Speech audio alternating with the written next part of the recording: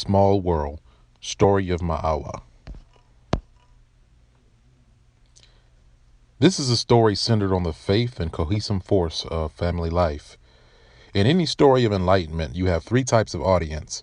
First, those who know more than you. Second, those that have equal knowledge with you. And third, those that learn from you.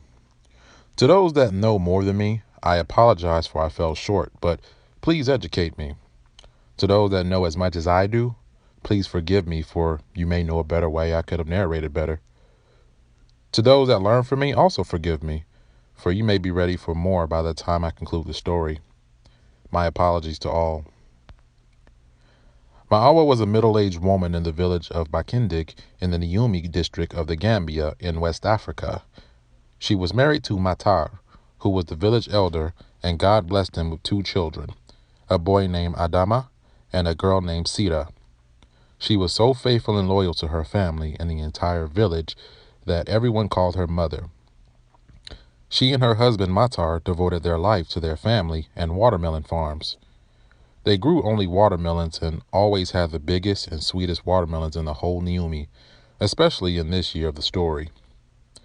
They had a bumper harvest of watermelons and couldn't store the whole harvest, so they decided to sell on site what was left on the farm after the storage facilities were filled.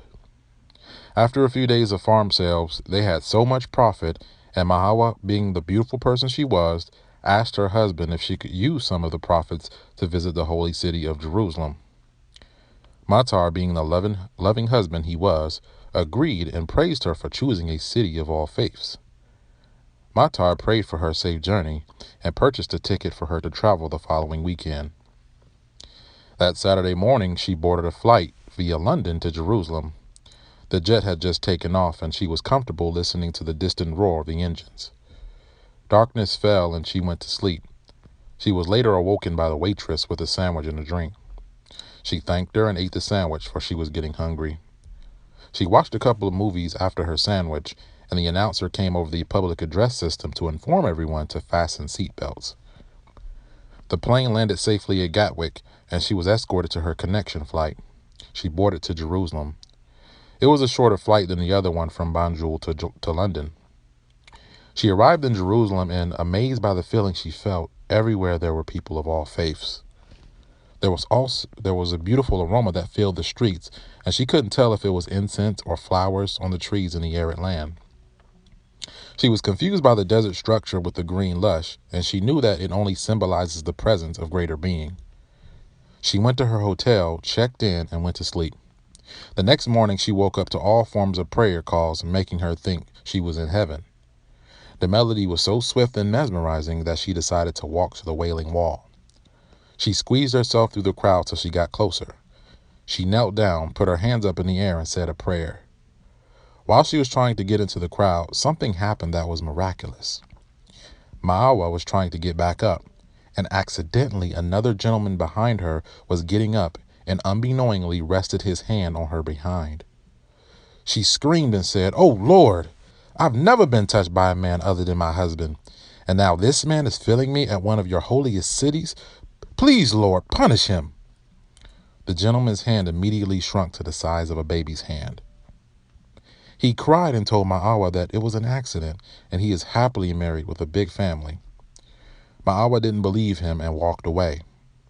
She went back to the hotel room and called her husband Matar to tell him that she wanted to come home the next day while explaining to him what happened. Matar consoled her and told her to stand by the next morning, for there was a flight to Banjul. So she boarded the flight the next day and arrived home in the safe hands of her husband and children. All night she narrated the beauty and sereneness of places in Jerusalem, but always cried when she got to the end of the story where she was accidentally touched, resulting in the paralysis of that gentleman.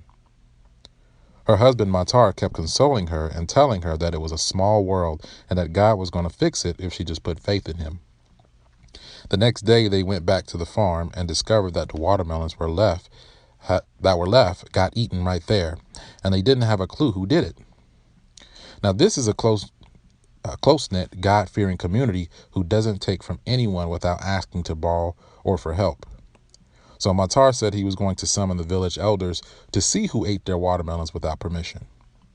That evening all the village elders met, and one of the elders named Batch said that there were two men who came to their house 3 nights ago searching for whoever owned the watermelon farm that still had melons. However, they didn't know who had any left because everyone thought that there were no melons in the field, so they sent them to the next village. Matar asked Batch, why were they looking for the owner? And Batch replied, they said they were traveling herdsmen who ran out of water and food, and they saw the melons with nothing around, so they ate them with the intent of coming to the village and paying the farmer. But unfortunately, they couldn't find who owned them, so they left troubled that they consumed what wasn't theirs. Matar asked Batch, which way did they go? And he said, towards Bara. Bara is an island next to the capital of Gambia, Banjul. When you reach Bara, a ferry will take you on a 30-minute ride to Banjul. Let's mount our horses and go find them. So 5 elders jumped on their stallions and took off following the herdsmen. That afternoon, they caught up with them in a village called Esau, which is a mile from Bara's ferry crossing. They were resting under the baobab tree and eating baobab fruit, which is believed that the milk from the baobab is as good for you as your mother's milk. Matar greeted them and asked if they were the ones that ate his watermelons. The gentleman responded, yes, sir, and said, we would like to pay you, and if you are kind enough, we would also like to ask for your forgiveness. Matar said, no, I will not. They kept begging and offering more money until a crowd grew, begging Matar to forgive them. Suddenly, an elderly man stood up among the crowd and said, Matar, I know your entire family, including your wife and son, but not your daughter. They are very fine and God-loving people, which I know you are too. Can you give them an option, for they said they will die here if you don't forgive them, for they ate your watermelons in desperation without your permission. Matar said, I'll give them an option, and the old man asked, okay, what is it?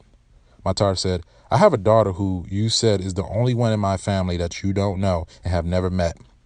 The old man replied, yes. Matar said, no one outside of my household has ever met her. She is blind, deaf, and paralyzed. If one of these men will marry her and promise to take her with him and take good care of her, then I'll forgive them. Silence gripped the crowd for 2 minutes. Then one of the herdsmen said, Matar, how can we take care of someone who is blind, deaf, and paralyzed? Matar replied, the same way I did since her birth, and if you don't, you are not forgiven. One of the men agreed to marry her just for them to be forgiven, and he would devote the rest of his life to her with love so that the Lord would forgive them. This was the man with the paralyzed hand.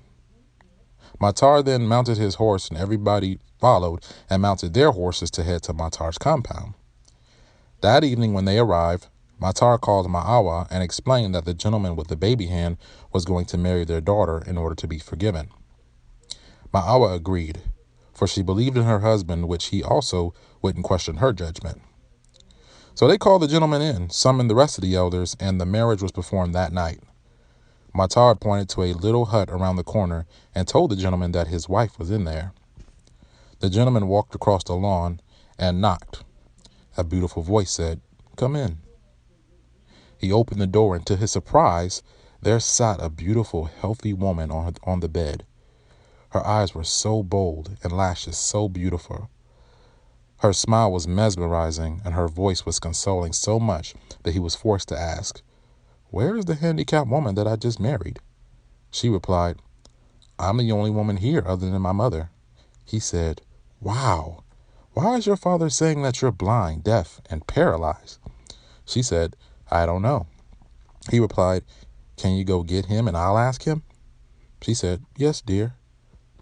Sira brought her father back to her hut to answer the question that they both posed to him. Matar said, sir, my daughter is blind, deaf, and paralyzed for this hut. For this hut is the only place she knows. She never goes anywhere to listen to anyone or any gathering. She hasn't seen anyone other than her immediate family. She hasn't been anywhere other than my house and back to her hut. So she is blind, deaf, and paralyzed when it comes to the world. Matar continued, now with her beauty and elegance, can you take care of her? He replied, of course, sir. Matar then asked, one more thing. What happened to your hand? Were you paralyzed at birth? He answered, no, sir. 5 years ago, I sold a few of my cattle and went to visit the holy city of Jerusalem. While I was at the wall praying, my hand accidentally struck a woman's behind. The woman was so upset that she yelled out, "Nobody can touch me like that except my husband," and asked God to punish me, and my hand shrunk immediately. That was a punishment that I never knew how to repent for, so I just kept praying to God, hurting my cattle, and thought maybe the Lord will forgive me one day. Matar held his hands over his head and knelt down crying like a baby. He lifted his head and told his daughter to please go get her mother. Sierra ran out and told her mom, "Dad is crying. Come quick." Ma Awa came and asked, "What's wrong, sweetheart?" Matar lifted his head and said, "Your son-in-law is a gentleman who touched you in Jerusalem." She fell to the ground crying, wanting to apologize. The gentleman stood up and told them, "Let's stop crying and bow our heads in prayer." They did, and as they stood, the good Lord restored his hands to normal. The gentleman Matar, Ma Awa, Sira, and Adama decided to live together in Bakindik. The Lord had brought them together through repentance. Just remember, it's a small world. Forgive and love your fellow man.